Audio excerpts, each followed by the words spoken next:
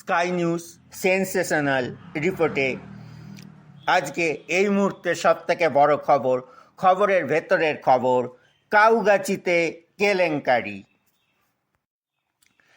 কেলেঙ্কারির খবর আসছে শ্যামনগর এলাকার কাউগাছি 1 নম্বর গ্রাম পঞ্চায়েতের এলাকা থেকে।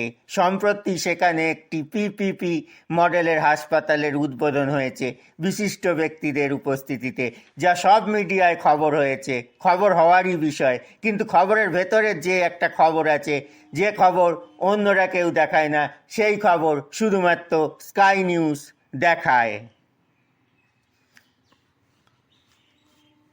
খবর সেটা হলো সেখানে রয়েছে স্থগিতাদেশ বা ইনজাংশন।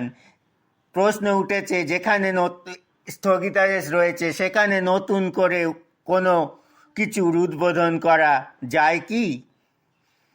এই ঘটনা কি আদালতের অবমাননা নয়? উল্লেখ্য, কয়েক বছর আগে খ্রিস্টান হাসপাতালটিকে লিজ নিয়ে প্রায় 50 লক্ষ টাকা ব্যয়ে সারিয়ে তুলে চিকিৎসা পরিষেবা দেওয়ার উপযোগী করে তুলেছিলেন লিজ হোল্ডার দেবব্রত গোস্বামী মহাশয়। হাসপাতাল চলছিল ঠিকই, কিন্তু পঞ্চায়েতের কোনো এক সদস্যের স্বামীর তোলাবাজিতে তিনি সাধ না দিতে পারায় তাকে হুমকির মুখে পড়তে হয়। প্রাণনাশেরও নাকি চেষ্টা করা হয়। এরপরই হাসপাতালটি বন্ধ হয়ে যায়, কারণ হাসপাতালে ঢুকতে ওই দেবব্রতবাবুকে ক্রমাগত বাধা দেওয়া হয়, প্রাণনাশের চেষ্টা করা হয়। তিনি আদালতের দ্বারস্থ হন। 144 ধারা জারি হয় ওই হাসপাতালে। পরবর্তীকালে তিনি উচ্চ আদালতের শরণাপন্ন হন, যাতে তিনি হাসপাতালটি চালু করতে পারেন।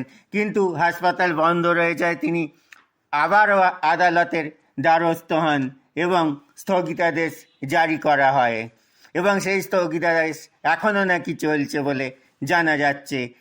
এর মধ্যে প্রশ্ন উঠেছে, কিভাবে লিজ হস্তান্তর করে দ্বিতীয়বার ওই একই হাসপাতাল নাম পরিবর্তন করে উদ্বোধন করা হয়েছে। পশ্চিমবঙ্গের বর্তমান অবস্থা দেখে নিজের বড় বাজে লাগছে।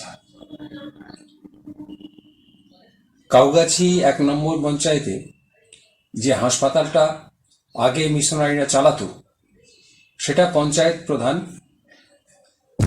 আমার সঙ্গে এগ্রিমেন্ট করেন হাসপাতাল চালানোর জন্য। আমি একটা ভগ্নদশা হাসপাতাল দেখতে পাই। সে হাসপাতালটা সারাতে যথেষ্ট সময় লাগে এবং সেটা ধুমধাম করে উদ্বোধন হয়। সে উদ্বোধনের সময়ে তৎকালীন বিধায়করা উপস্থিত ছিলেন এবং তারা বলেন, হ্যাঁ, তারা কাঁধে কাঁধ মিলিয়ে লড়াই করবেন। কিন্তু হাসপাতাল যখন ফুল অপারেটিভ হয়ে গেল, ডাক্তারদের রিক্রুটমেন্ট হয়ে গেল, রোগীরা আসতে আরম্ভ করলো 50 টাকা আউটডোরে, 50 রুপিস আউটডোর, বড় বড় ডাক্তার আসতে আরম্ভ করলেন, তখন আমার উপরে চাপ দেওয়া হলো যে ডিডির যে চুক্তি, সেই চুক্তিটাকে অমান্য করে কোনো হসপিটাল ডেভেলপমেন্ট ফান্ড না তৈরি করে একটা ব্যক্তি, যিনি পঞ্চায়েতের সদস্য, তার নামে টাকা দিতে হবে ব্যক্তিগত অ্যাকাউন্টে। আমি যখন প্রতিবাদ করি তখন আমার উপরে অত্যাচার হয়, ভয়ানকভাবে আমাকে ওখানে অপমানিত হতে হয়। আমার গাড়ি অ্যাক্সিডেন্ট হয়, গাড়ি তুবড়ে যায়, যেটা মনে হয়েছে আমার গাড়ি অ্যাক্সিডেন্ট করানো হয়েছিল। এবং তারপরে আমি পুলিশের কাছে যাই, তাদেরকে ডকুমেন্ট দিই। তখন বাধ্য হয়ে প্রথমে আমাকে 144 ধারা জারি করতে হলো। সেখানে পুলিশ একটা ভুল রিপোর্ট দিল। পুলিশ আদৌ আমার কাছে আসেনি।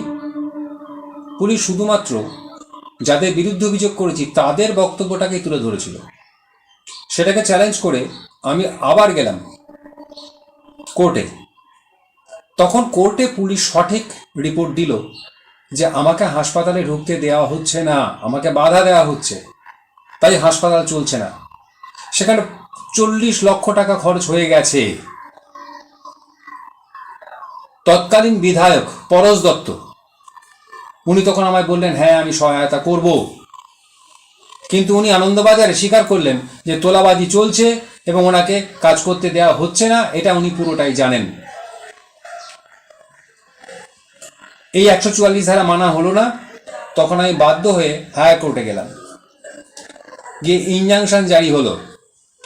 যে ইনজাংশন আজও আছে, তার কারণ হিয়ারিংয়ে তারা আজ অবধি 2017 থেকে আজ অবধি উপস্থিত হয়নি। যে ইনজাংশন চলছে, অদ্ভুতভাবে